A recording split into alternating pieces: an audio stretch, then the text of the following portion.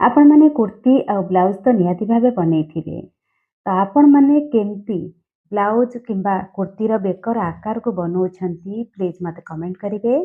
ତ ମୁଁ ଆଜି ଆପଣମାନଙ୍କୁ ଶିଖେଇବି ବେକର ଆକାର ଆମେ କେମିତି ବନେଇବା।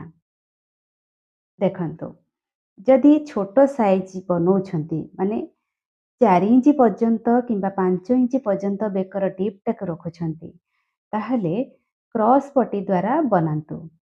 କ୍ରସ୍ ପଟି 1 ଇଞ୍ଚର ଚଉଡ଼ାର କଟିଂ କରିକିରି କ୍ରସ୍ ପଟି ଲଗେଇକିରି ସିଲେଇ କରିପାରିବେ।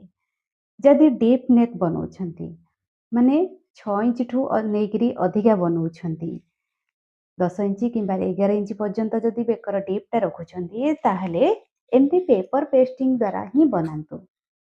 ଯାହାଦ୍ୱାରା କି ଆପଣଙ୍କର କୁର୍ତ୍ତୀ ହଉ କିମ୍ବା ବ୍ଲାଉଜ୍ ହଉ, ତାର ବେକର ଆକାର ପୁରା ଫିନିସିଂ ବି ଆସିବ, ତା ସହିତ କାନ୍ଧ ବି ଜମାରୁ ବି ଖସିବନି ଆଉ ଫିଟିଂ ହେଇକି ରହିବ।